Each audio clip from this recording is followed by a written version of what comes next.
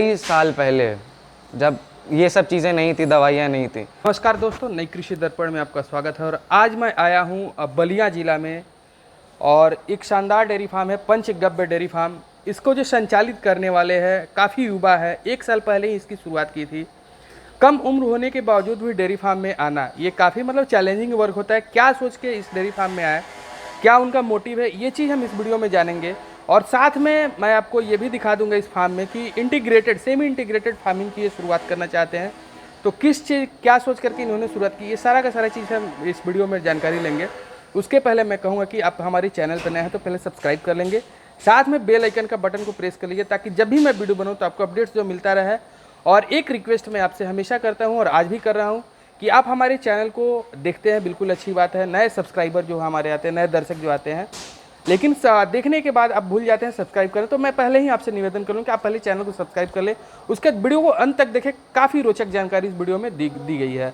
तो पहले आइए मैं आपको फार्म घुमा देता हूं, उसके बाद मैं यहाँ के ऑनर से दोस्तों यदि मैं फार्म की बात करूँ तो काफ़ी शानदार फार्म है। आप यहाँ पे देख पा रहे होंगे, बोर्ड लगा हुआ है पंचगव्य डेयरी फार्म, आप देख भी पा रहे होंगे। यहाँ पे नंबर भी है, कॉन्टैक्ट नंबर भी है। जिस किसी को आसपास में दूध की ज़रूरत हो तो वो ले सकता है, अभी थोड़ा सा ये है। और जैसे ही फार्म के अंदर आते हैं तो आप देखेंगे अभी कुछ पशुएं जो ड्राई में है और वो कुछ मिल्किंग में भी है। काफ़ी कि पूरी की पूरी हम जानकारी ऑनर से ही लेंगे। काफ़ी कम खर्च में इस फार्म की शुरुआत की गई है, काफ़ी अच्छी बात है। इनका प्लान जो है, प्रोजेक्ट है, मैंने जैसे कि पहले बताया सेमी इंटीग्रेटेड का प्लान है। और यहाँ पे आप देखें एक व्यवस्था जो मैंने देखी, एक जो मैनेजमेंट मैंने देखी है, काफ़ी अच्छा है। ये आप देख पा रहे होंगे, यहाँ पे इन्होंने नल लगवा दिया है कि जब भी ज़रूरत हो तो साफ़ करने के लिए काफ़ी आसान होता है इस नाद में। यानी कि पानी आपको कहीं पाइप लगाना नहीं पड़े, नल डायरेक्ट यहाँ से खुले और वहाँ से जो पानी अपना इसमें गिरना शुरू हो जाए, तो ये साफ़ करने के लिए काफ़ी अच्छा है और काफ़ी शानदार भी है। देखेंगे फार्म को तो, और सेमी इंटीग्रेटेड है। यहाँ पे बकरी पालन भी, मछली पालन भी अभी होने वाला, बकरी पालन तो हो ही रहा है। और गोबर का निस्तारण कहीं बाहर ना करके इन्होंने यहाँ पे बर्मी कंपोस्ट के लिए भी प्लान कर दिया है कि बर्मी कंपोस्ट ही यहाँ पे ये बनाएंगे। तो ये काफ़ी अच्छा है, ये भी मैं समझता हूँ काफ़ी बेटर है। और आगे भी चलते हैं तो और भी पशुएं हैं जो मैं दिखा दूँ आपको। तो इतनी बड़ी फार्म में आप देखेंगे यहाँ भी कुछ पशुएं रखी हुई हैं कुछ, और ये फार्म अभी पूरा अंडर कंस्ट्रक्शन है। आप देख पा रहे होंगे यहाँ पे कुछ लेबर्स भी लगे हुए अंडर कंस्ट्रक्शन में है। यहाँ से आप देखेंगे, और भूसा यानी कि जो फीड वाला घर है वो अलग है, उन्होंने अलग बना के रखा हुआ है। तो ये पूरा का पूरा फार्म है। आइए मैं यहाँ के ऑनर से। नमस्कार सर, स्वागत है हमारे इस चैनल में जी। सबसे पहले मैं आपका परिचय जानना चाहूँगा। आप काफ़ी युवा दिख रहे हैं जी जी। तो इस चीज़ में मैं ये जानना चाहूँगा कि आप क्या सोच के डेयरी शुरुआत किए थे, ये चीज़ थोड़ा हमारे दर्शकों को आप बताएंगे सर। जी, मेरा ये मोटिव था कि डेयरी स्टार्ट करने से पहले कि हमें लोगों को ये बताना है कि कैसे आजकल के टाइम पे दूध एक पॉइज़न हो चुका है। क्योंकि लोग जो भी पास्चराइज मिल्क पी लेते हैं उसमें कहीं ना कहीं बहुत तरह की प्रोसेसिंग होती है और वो पूरी तरीके प्योर नहीं होता है। तो मेरा यही मोटिव था कि कैसे मैं लोगों को बिना प्रोसेसिंग के उनके घर तक दूध को पहुंचाऊं पूरा नेचुरल वे। क्योंकि हम सब जानते हैं कि दूध एक विटामिन प्रोटीन का एक स्ट्रॉन्ग वो है ज़रिया, जिससे और साथ ही साथ बहुत सारे फ़ायदे होते हैं मिल्क के। आप जानते हैं कभी गाय का दूध तो सबसे बेहतर चीज़ होती है। तो मेरा यही मोटिव था कि मुझे लोगों तक सही हिसाब से, सही तरह से, बिना किसी प्रोसेसिंग के, बिना किसी हार्म के पहुंचानी है सारी चीज़। सर आपने अपना मोटिव तो बता दिया, लेकिन आपने अपना परिचय नहीं बताया। थोड़ा आप हमारे दर्शकों को परिचय बताएंगे और ये फार्म कहाँ पे ये बताएंगे। जी, मेरा नाम यश प्रताप सिंह है। मैं पूर्वभूत खिलाड़ी रह चुका हूँ क्रिकेट का। अभी फ़िलहाल मैं बीए सेकेंड ईयर में पढ़ता हूँ यहीं पे प्राइवेट। और हमारा फार्म त्रिकालपुर सहतवार में स्थित है। 1 साल पहले हमने इस फार्म को, मेरे पिताजी ने इस फार्म को इस्टेब्लिश करने की ठानी थी। शुरुआत में हमारे पास कुछ चीज़ें हुई ऐसी कि स्लोली हम ग्रो करें, लेकिन आज के टाइम पे हम स्लोली और डेवलप कर रहे हैं। तो जानना चाहेंगे सर कि कितने पशु से आपने शुरुआत किया था सर। स्टार्टिंग में हमारे पास 2 गायें थीं। स्टार्टिंग के वेज में कि हम सिर्फ सीखना चाहते थे कि कैसे गायों को रखा जाता है, कैसे पाला जाता है, कैसे उनकी दवाइयाँ होती हैं, ये सारी चीज़ें। क्योंकि मुझे इसके बारे में कोई नॉलेज नहीं था कभी, क्योंकि मैं हमेशा से बाहर रहा हूँ, मुझे इस एग्रीकल्चर के बारे में भी कोई नॉलेज नहीं था। धीरे धीरे करके मुझे और नॉलेज इसके बारे में गेन हुआ कि कैसे फीडिंग करनी है, कैसे टाइम बाय टाइम मेडिसिन देना है गायों को, कैसे दूध के बारे में स्टडी की। ये सारी चीज़ें मैंने स्टार्टिंग में सीखी। मतलब तो ये ऐसे चीज़ें मतलब आपने कहाँ से सीखी, क्योंकि स्टार्टिंग में नॉलेज था नहीं आपको, जी, तो जी। आपने ये चीज़ें कहाँ सीखी सर? हम सब जानते हैं कि आज के टाइम पे बेस्ट वे ऑफ लर्निंग का है तो वो है या तो गूगल या तो यूट्यूब। आप प्लेटफॉर्म इंटरनेट इतना ज़्यादा सुविधा प्रोवाइड कर रहा है कि आज के टाइम पे मैंने सारी चीज़ें, सारा नॉलेज जो गेन किया है वो यूट्यूब से ही किया है। सारी चीज़ें वीडियोस देख करके, आर्टिकल पढ़ करके, हमारे कंट्री में कितने सारे डेयरी फार्म्स हैं, वो कैसे चीज़ों पे काम करते हैं, क्या उनका मोटिव है, तरह तरह के आइडियाज़ को लेकर के मैं अभी भी पढ़ता हूँ, लगातार पढ़ता रहता हूँ और जितना हो सके मुझे इसके बारे में नॉलेज गेन करना है। तो स्टार्ट किए थे, आपने शुरुआत किया सर, क्या परेशानी हुई थी आपको उस समय में? स्टार्टिंग में परेशानी हमें सबसे ज़्यादा होती थी कि हमें नॉलेज नहीं था कि कैसे गायों की फीडिंग करनी चाहिए।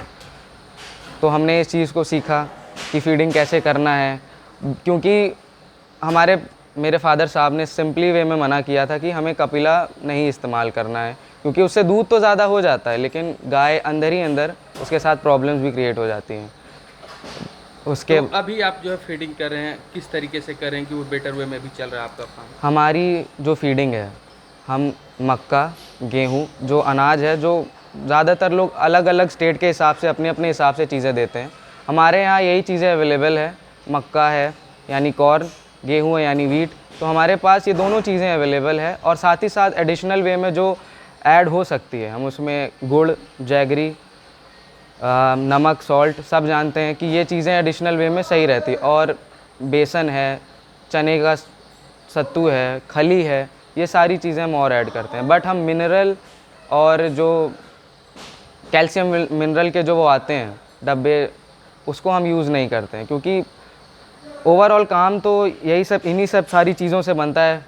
तो हम उस पर फोकस ना करते हुए जितना हो सके अपने फीडिंग को नेचुरल वे में रखते हुए, बिना किसी भी इस तरीके की चीज़ों के करते हैं। और हमारी गाय, आप मानेंगे नहीं, लोग इस्तेमाल करते हैं तो भी चीज़ें होती है। हमारी गाय ज़्यादातर इसी वे में, जैसे हम खिलाते हैं, सारी चीज़ें उसी वे में अच्छे से चल रही है। ये हमारा फीडिंग प्रोसेस है। और हम हरा चारा तो जानते ही हैं, सबसे अच्छा होता है फाइबर के लिए। हरा चारा है, भूसा है, ये देते हैं। और जो मैंने बताया ये सारी चीज़ें अभी हम लोग आपके देते पास हैं। कितनी है टोटल पशु है? हमारे पास 8 अडल्ट्स हैं, 7 काव्स हैं, यानी 7 बच्चे हैं। जानना चाहेंगे सर, कितनी कितनी क्वांटिटी में जो भी चीज़ आप देते हैं, सपोज कीजिए ये आपके पशु अभी हमारे सामने जी, जो दिख रही है, जी। इसको आप कितनी क्वांटिटी में देते हैं? ड्राई में है, ये क्या है ये अभी ड्राई में है, ड्राई पीरियड में। क्वांटिटी में आप दे देते हैं इन सभी चीज़ों? हम इनको कैसे मैं बताऊं किस क्वांटिटी में देता हूं। समझ लीजिए कि एक आपने खुद का बनाया हुआ है मानक ना, क्या स्टैंडर्ड आपने बनाया हुआ है? वो मानक में बता रहा हूँ, लेकिन हम ऐसा नहीं है कि उस चीज़ को एक ही बार में दे दें या कर दें। जी।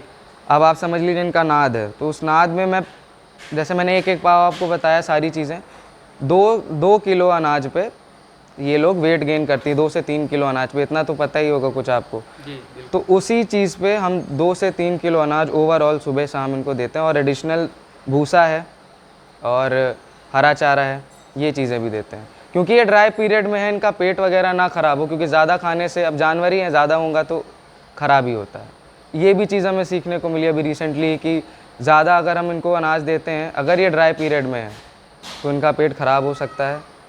हम इनको अनाज 2 से 3 किलो देते हैं। और जो दुधारू गायें हैं उनको थोड़ा सा ज़्यादा देते हैं, बट ऐसा नहीं है कि बहुत ज़्यादा दे देते हैं। जज मतलब कि एक तरीके से गौज करके, नाप करके कि कितना ये खा रही हैं, अभी कितना पगुरी कर रही हैं, उस हिसाब से फिर इनको देते हैं।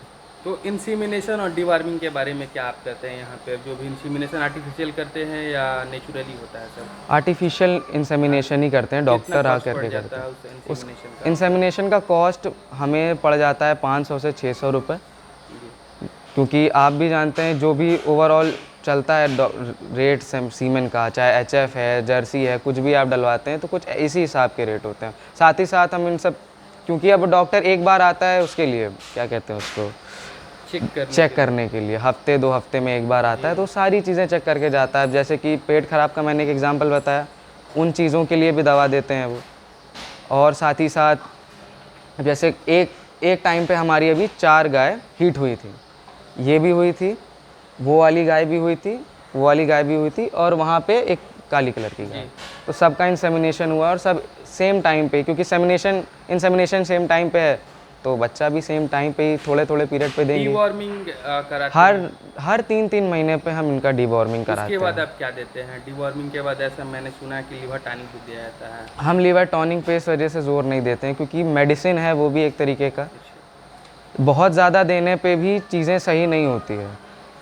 आप मुझे एक चीज़ बताइए कि आज से कई तो लोग बिना लीवर टॉनिक के गायों को अच्छे से पालते थे, जी बिल्कुल। डीवॉर्मिंग भी नहीं होती थी, कुछ नहीं होता था, और गाय उस टाइम की और ज़्यादा हष्ट पुष्ट हुआ करती थी। जी। तो अभी टाइम थोड़ा इस वजह से डिफरेंट है। डीवॉर्मिंग दवा ठीक है पूरा कीड़े को ख़त्म करने के लिए, लेकिन लीवर टॉनिक तब देना चाहिए हमें कि जब हमें लगे कि इनके लीवर बहुत ज़्यादा कमज़ोर है। इनका लीवर कमज़ोर नहीं, क्योंकि अनाज हम उस हिसाब का प्रोवाइड करा रहे हैं हमें, तो मुझे ये लगता सर, है। मैंने आपके पास इतनी सारी जी चीज़ें पूछी, मैं आपके इंफ्रास्ट्रक्चर पे आता हूँ। अभी आपका इस शेड का हाइट कितना होगा? सेट का हाइट जी ये 10 फुट है, 10 फुट है। और और लेंथ और ब्रेड्थ कितना होगा? लेंथ इसका जो है, मुझे लेंथ के बारे में नहीं अंदाज़ा है, लेकिन ब्रेथ आप देख रहे हैं 24 फुट है यहाँ से वहाँ तक। जी। ये 24 फुट है, ये 10 फुट है, क्योंकि ये यहाँ से और आगे तक एक्सटेंड है, और मुझे इसके बारे में भी नॉलेज नहीं है। आप नाद का हाइट आपने कितना रखा है? ये नाद का हाइट है अप्रॉक्स लगता है 2 फुट ना? अप्रॉक्स इसका 2 फीट है, और 2 ही फीट लंबाई है, और 2 से 1 फीट इसकी गहराई होगी, क्योंकि पूरा वो नहीं है, आधा पानी और खाने के लिए। तो स्टार्ट आपने किया था, नए पशुपालक स्टार्ट करना चाहते हैं, कितने से इन्वेस्टमेंट आपने किया था? नए पशुपालक अगर इस चीज़ को स्टार्ट करना चाहते हैं तो उनको, मेरा ऐसा मानना है कि बहुत ज़्यादा इंफ्रा पे भी वर्क उनको करने का, बहुत ज़्यादा उनको इंफ्रा पे वर्क करने का भी कोई ज़रूरी नहीं है। अगर वो एक शेड भी रख लेते हैं और सिर्फ अपने गायों पे फोकस करते हैं तो भी उनका चल सकता है। आप देखा जाए तो अगर चीज़ों को बनाने पे पैसा इन्वेस्ट करेंगे, इंफ्रा पे इन्वेस्ट करेंगे, अगर आपके पास ज़मीन बहुत ज़्यादा है तो आप चीज़ों को बढ़ाइए, अगर नहीं है तो भी आप कम से भी स्टार्ट कर सकते हैं। तो कितना लागत आपने स्टार्ट किया था? हमारा तो सिर्फ डेयरी फार्म में लागत स्टार्टिंग में ही 1.5 लाख से 2 लाख रुपए इन्वेस्ट हो चुका, गाय से लेकर के इंफ्रा पे, और अभी भी एडिशनल वर्क चल ही रहा है। अभी चल रहा है। जी जी। अभी आगे तक आपका इसमें क्या प्रोजेक्ट है सर, ये भी जानना चाहिए। हमारा प्रोजेक्ट आगे इस पे यही है कि जैसे हमारे पास अभी जर्सी और इंडियन ब्रीड की मिक्स काउज़ हैं, हम फोकस करना चाहते हैं कि इनसे सीखते ही हम फिर इंडियन साहिवाल गिर काउज़ पे आएँ, क्योंकि उनका A2 मिल्क होता है और वो बहुत ज़्यादा ही प्योर होता है, ये आप सब कोई जानता है। A2 मिल्क बहुत ज़्यादा हेल्पफुल रहता है हर एक चीज़ के लिए। हमारा फोकस उस चीज़ पे है। साथ ही साथ ये मोटिव है कि जैसे मैंने आपको शुरुआत में ही बताया कि घर घर तक लोगों को बिना प्रोसेसिंग वाला मिल्क पहुंचाना, सारे प्रोडक्ट्स देना। और हमारा जो पंचगांव डेयरी फार्म है उसका मतलब ही होता है गाय से बने हुए 5 इम्पॉर्टेंट प्रोडक्ट, जैसे घी है, पनीर है, दही है, और भी बहुत सारे प्रोडक्ट हम बनाते हैं, मलाई है, क्रीम है, हर एक चीज़ होता है। तो हमारा भी यही है, प्रोडक्ट पे फोकस है। साथ ही साथ घर घर जैसे बलिया ये डिस्ट्रिक्ट है तो यहाँ पे हमारा फार्म है, तो यहाँ पे उनको बिना किसी, जैसे दूध वाला है, थर्ड पार्टी इन्वेस्टर समझ लीजिए कि बिना किसी बीच वाले के हम उनको डायरेक्ट पहुँचाएँ, उसी रेट में पहुँचाएँ, और अच्छा दूध। अगर आप भी डायरेक्ट गाय का दूध पीते हैं उसमें और उस दूध में बहुत ज़मीन आसमान का फ़र्क होता है। किस रेट से आप दूध सेल कर देते हैं अभी? दूध अभी हम मार्केट का रेट यहाँ पे जो है वो 30 रुपये लीटर चल रहा है, और क्रीम के साथ वो प्राइस ऊपर नीचे बढ़ता रहता है। तो 30 रुपये लीटर बेच करके प्रॉफिट हो रहा नहीं हो रहा अभी? अभी स्टार्टिंग में प्रॉफिट बहुत कम है, क्योंकि अभी आप देख रहे हैं कि हमारे पास सिर्फ 2 ही गाय दूध दे रही हैं, क्योंकि जी मिल्किंग में 2 है, बाकी सारी ड्राई हैं। तो शुरुआत में अभी हम जो लोकल हैं दूध वाले मिल्क मैन, हम उनको देते हैं। हमारा मोटिव यही है कि इन फ्यूचर जैसे मैंने बताया 4-5 महीने के अंदर अंदर गाय दूध देने लगेंगे, तो उस टाइम पे मैं सारी जो दूध हैं, ये डेयरी कंपनीज़ होती हैं जो लेती हैं दूध, उस पर फोकस है। अभी पहला स्टेप मेरा ये है। उसके बाद जब और सारी देख रहे हैं आप, गाय बहुत हैं, भैंस भी हैं, वो जब एक स्टेप और बढ़ेगा उसके बाद मैं स्टार्ट करूँगा लोकल में ही खुद से मिल्क सेल करना। अब क्योंकि 30 रुपये लीटर है, और मैं दावे के साथ कह सकता हूँ कि हमारी दूध में कोई मिलावट नहीं है, क्रीम ज़्यादा है, मैं घर में खुद की क्रीम से घी निकालता हूँ, मतलब मेरी मम्मी निकालती हैं, और हम लोग उसी को इस्तेमाल करते हैं, खाते हैं। तो सारी चीज़ें तो अभी नेचुरल कितना है। मिल्क आपका मतलब टोटल दूध निकल जाता है? टोटल हमारा 10 लीटर अभी करंट की पोजीशन में निकल Current जाता position में है, है। सुबह शाम। तो जी अभी तो मतलब नो लॉस नो प्रॉफिट में आप चल रहे हो जी ना? जी जी। जी। तो और नए पशुपालक भाई को क्या कहना चाहेंगे, कैसे शुरुआत करें कि वो सफल हो जाए? क्योंकि डेयरी आप 2 लाख 3 लाख लगा करके स्टार्ट करते हैं, फेल कर जाएंगे तो वो आपका 3 लाख चला जाएगा। जी जी। तो कैसे शुरुआत करें कि वो मतलब ग्रो सफल हो? करें। जी बिल्कुल। मेरा यही कहना है कि अगर आप किसी भी चीज़ को स्टार्ट कर रहे हैं तो सबसे पहले उस चीज़ को नापिए, कि मेजर करिए, मतलब कि जैसे मैंने आपको कहा कि स्टार्टिंग में हमने 2 गाय रखी, उस चीज़ से हमने दोनों गाय से ही सीखना स्टार्ट किया। हमें आज के टाइम पे बहुत सारी चीज़ें हमने सीख ली है, कि जैसे मैंने बताया फीडिंग हो गया, हमारे जो लोग काम करते हैं उनको भी पता है कैसे क्या क्या देना है, उनको भी सारी चीज़ें मैं दिखाता रहता हूँ, सिखाता रहता हूँ, ताकि मुझे हर बार के लिए उनको नया एडिशनल ना सिखाना पड़े। पहला चीज़ ये। दूसरा हो गया मेडिसिन का, क्योंकि नॉलेज इसका भी होना चाहिए। आप अगर मान लीजिए आपने ज़्यादा 5-10 गाय ला करके आपने रख ली दुधारू ही, अगर आपको उनका नॉलेज नहीं होगा, लोग क्यों फेल करते हैं? लोग इसीलिए फेल करते हैं क्योंकि उनको इनके बारे में नॉलेज नहीं है। मेरा यही मानना है कि कोई भी चीज़ करिए तो स्टार्टिंग में कम से करिए, उसके बारे में सीखिए, तब बढ़ाइए। जी। जी। इतनी सारी सर जानकारी आपने दी, सर बहुत बहुत धन्यवाद।